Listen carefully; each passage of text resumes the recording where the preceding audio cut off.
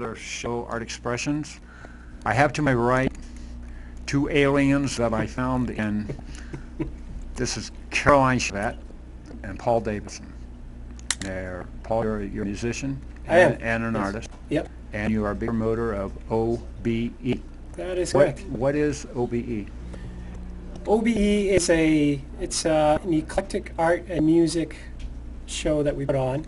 It stands for Out of Body Experience, and what we try to do is throughout the show, we'll display, or artists would display a bunch of their works, and we'll play music behind it and try to get a whole experience from it. So, through the senses, like the seeing, hearing, some food and stuff like that. We try to use smells and stuff like that to bring out a different kind of show. Is what we're trying A different to do. way of adding a new twist to art. Yeah. Now, this O.B.E., is that your brainchild or? It is. So I actually started in 1999 with a friend of mine, Jason LeBlanc, up in, we started up in, where were we, Augusta, Maine. And we were just making music. We felt it was really good music, so we decided to release a double CD from that. And then, that was it. Nothing happened since then. But up until the current day, we decided to bring the project back and then add more to it, because we wanted to have a food table on stage with us so that we eat while we play this strange, bizarre music, have artworks around us as well. Right. Well, the show has now evolved to the point where we have, the last one we did was like 20 plus artists displaying all different kinds of works, from like paintings to acrylics, pottery, metalworks, jewelry, glass blowing, and again we just and the music behind it all as well has just evolved. So we have multiple artists come on stage throughout the whole entire day, and it's a lot of fun. Right. Yeah. The last show, an O.B.E. show, the last one that I went to, I met this guy that made all his art from recycled. You remember him? Yes.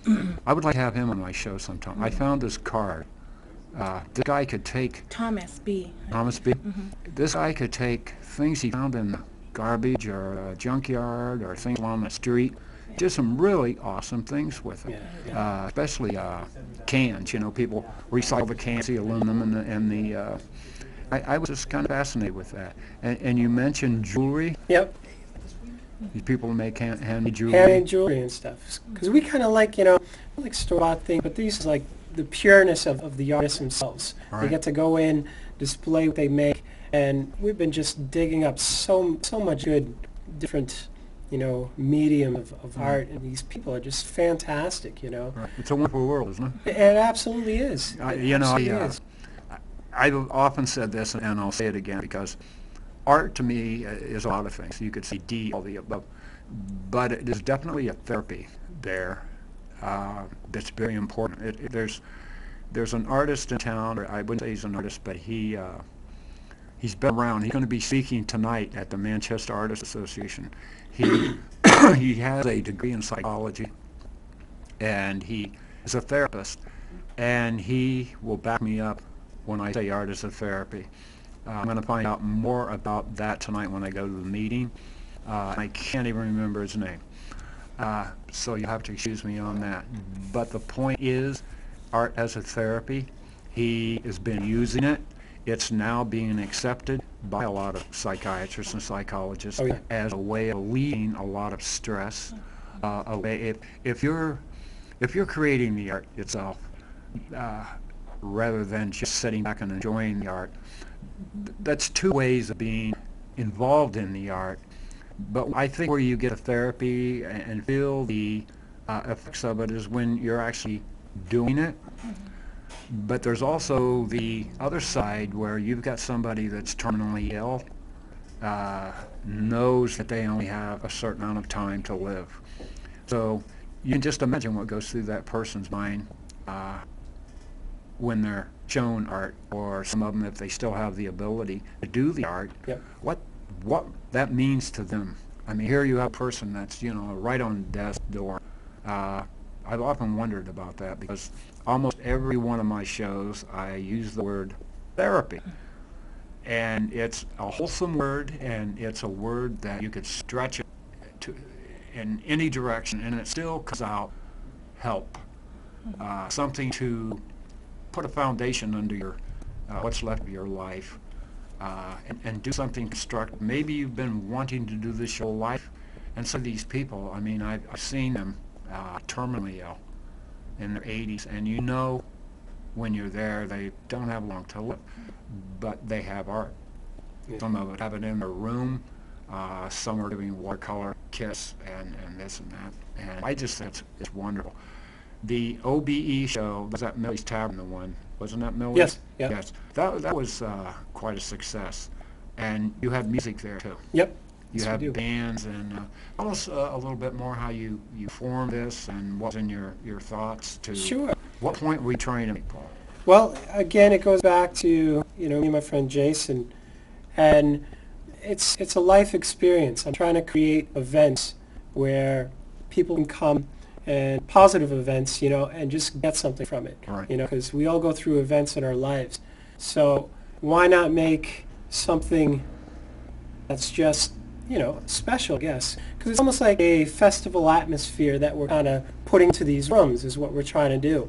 If you go to music festivals, mostly it's generated around the music itself, and you'll have some artists on display, doing their thing. So I like that idea, and I wanted to build it on my own terms, I guess. Right. So that's kind of what we're doing, and it just seems to keep growing. Like our next show, which is October 27th, is at Mill City Expo Center.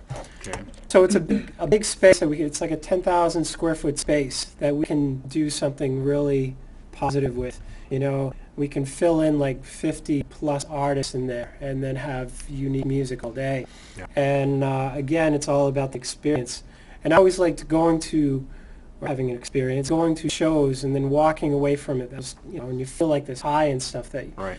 That it was just this buzz from seeing all the people and seeing all the art. So that's kind of what we're trying to do. Right. And in the long run, I want to make a traveling show as well. Right. So, we're basing it out of the Manchester area, and then we're going to start to move it around slowly to other different states and stuff, because there's a lot of artists out there. Right. There's a lot to be seen. And I think it would be very cool to take some of the artists on tour with us as well. Mm-hmm. And then also that I want to build into it is actually the giving back part to the communities and stuff like that, for like programs like yours, which is FOA, or Carolina wanted to do one, which was Eclectic Avenue. Eclectic Avenue. Yeah. I think it's just a positive vibe all around, and that's something that we all need and be a part of. I think that's great. How do you feel about public art? Do you like art in designated areas? Would you like to see more in the city? I would, absolutely.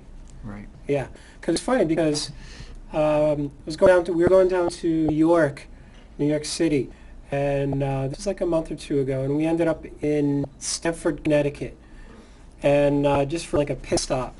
And the cool thing was, they had horses. They had these metal horses that were painted and stuff, sculptors, and they were placed all around the city. There was like 20 plus of these horses, and it was very cool to see like little things like that, when you roll into the city. And unfortunately, Manchester, I don't see a lot of that. There's a piece here, Right. But the artwork that you're doing, the murals and stuff, I think that's fantastic, and that we do need more of that. I've been a big fan of designated areas. I would like to see designated areas for art and organized, and have these places not only respected but protected. You can't run away from the vandals.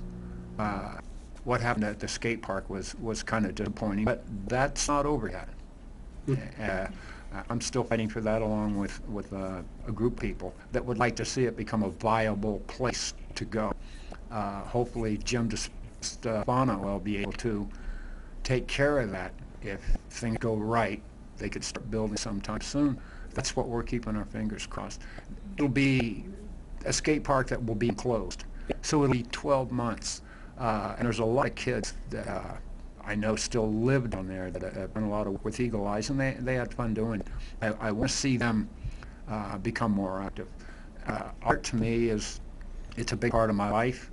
Since I retired now, I can't see myself, not unless something seriously happens with me, that I'm going to stop. there's a lot of times like disappointed. Don't you get disappointed in your art and you walk away from it and say, but you come right back, don't you? Yes. You know, because you're not going to get what you want all the time. The song, you can't always get what you want, but sometimes you get what you need. It rings true. Art is a lot of things, like I said, but it's therapy, and it's something that I think everybody should, if they don't paint or draw, at least look at the people that do. You may inspire somebody. You never know. You may inspire your granddaughter or your grandson or your son and daughter, and that's how it goes. Look at the Wyeth family. One watercolorist, and then both his kids are out there. Awesome work. And that's something that you have to take into consideration, too, is the fact that art changes. It's not the same thing all the time. It's not, oh, that same old picture, it's the same old sculpture.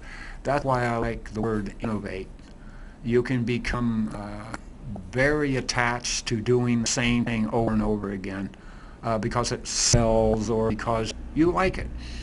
And that doesn't necessarily mean that it's a bad thing, but if you're doing art, what fun is it if you're a really good artist, you sit in a basement and you paint for yourself all the time, and nobody sees it, you just sit there and stare at your work all the time. What inspires me, a lot, without a doubt, when I go to Boston and I see what goes on down there, I get a little, I want to use the word jealous, that's not really what I'm looking for, but I say to myself, wouldn't it be great if this was going on in Manchester?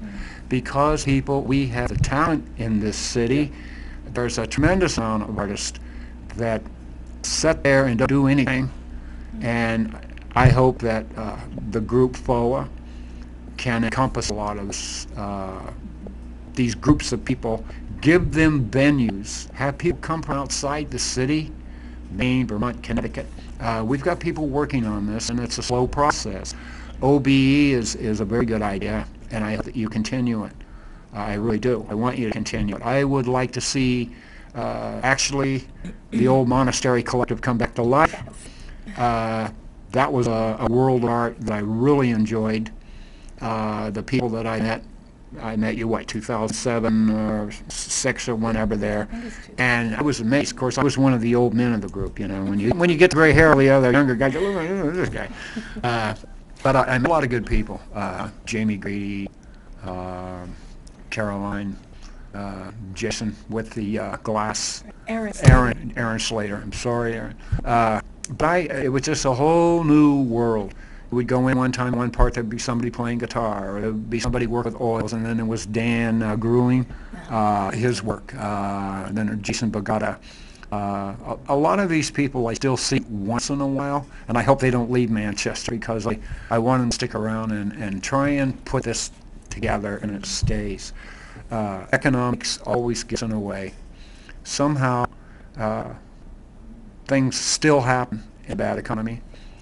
Art, like I said, it has that, that certain, I want to say, twist to it that can make some people aware of what's going on around their world.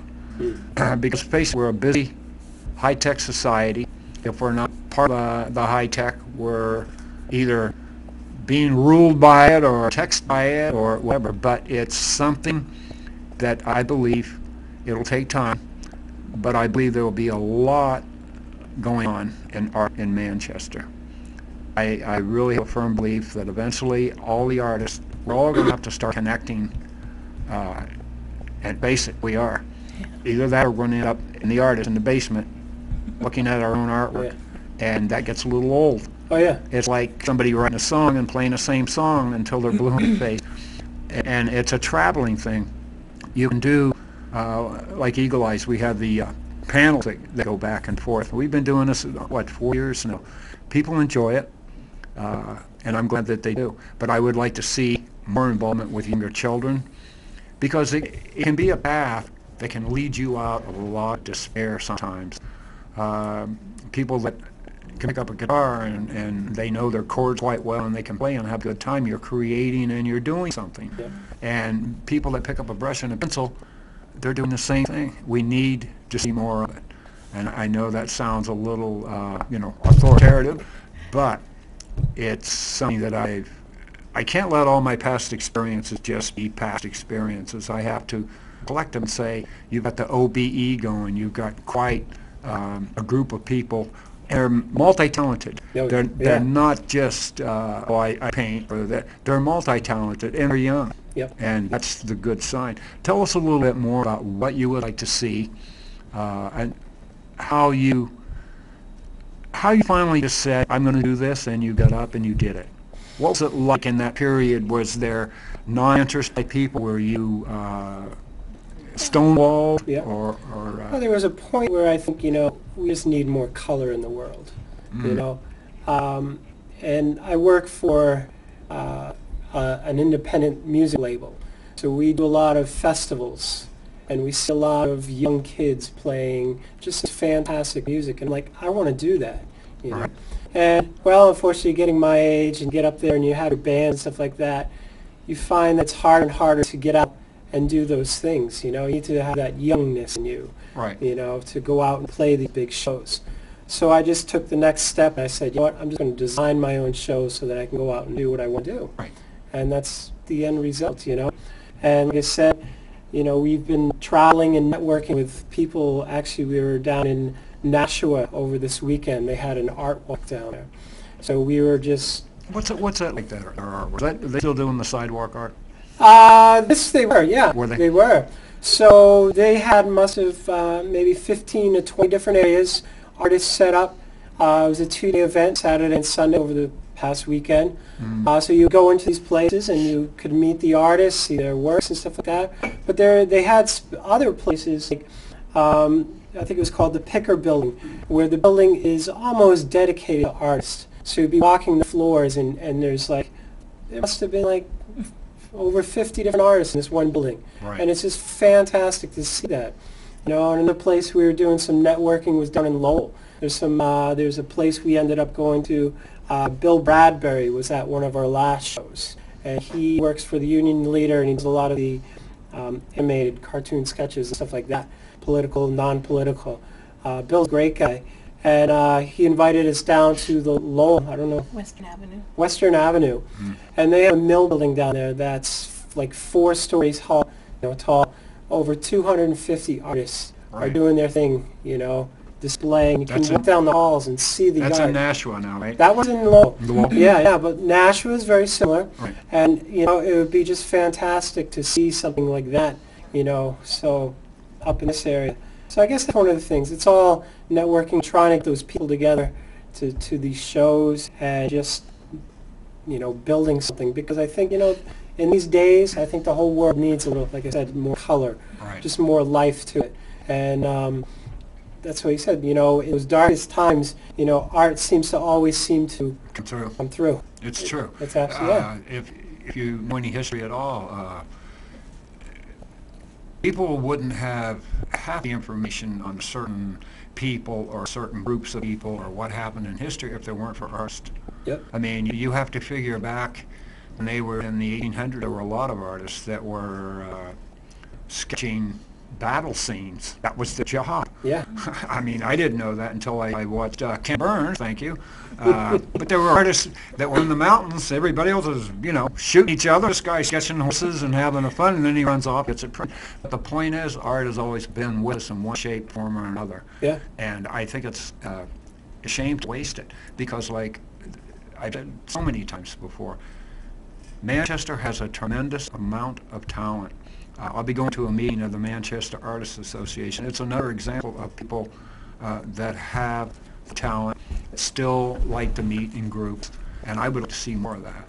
I would like to see more connections with artists in the city, and start think tanking our own programs, our own projects, include musicians, include jewelry makers. Yeah.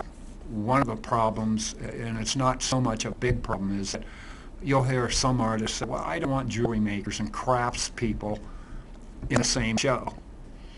Sometimes that's good, sometimes bad. It depends on how it's run and how it's set up. Yeah, it depends on the show. But, photographers weren't allowed in the MAA for years. I mean, they just didn't accept that. I'm talking 4 years ago. That's all changed now. But 40 years ago, there was somebody saying, well, photographers, I don't even think they considered it a form of art, which is, but they forbid it. So you have to say to yourself, you mean there's a law? Art is this, but art is not that?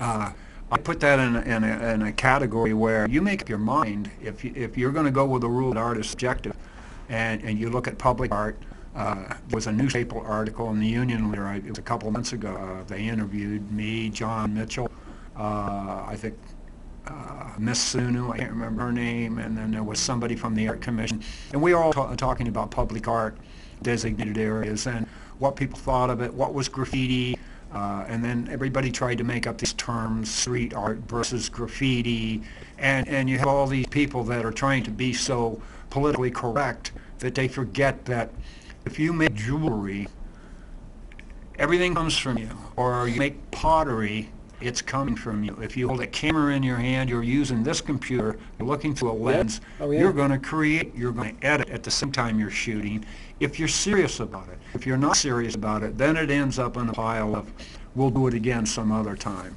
I believe that if artists stick together and there's really a fever, and there's a lot of venues that I can see in the future that will benefit everybody. Everybody from people that sell food, to coffee, to anything.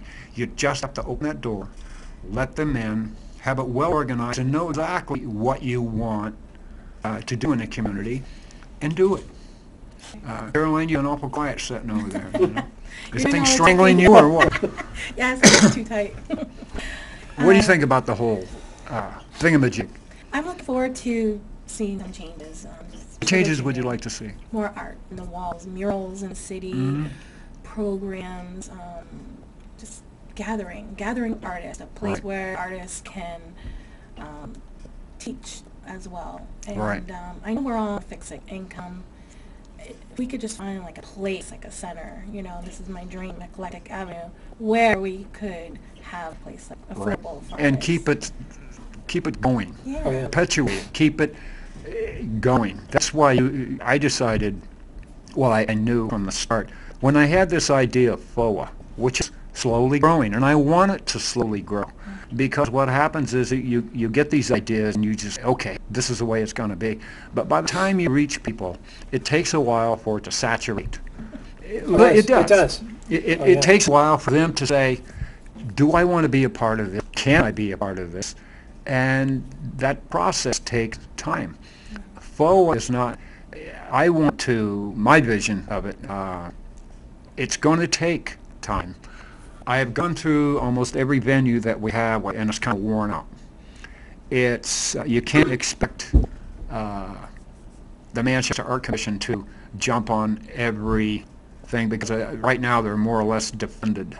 I don't know whether they're going to come up with money, be a part of the program, but I wish that they would come to that point where they say, this is an art commission, and we're going to do something and do it. And I'm not talking bad about the art commission. I was a commissioner for almost 2.5 years.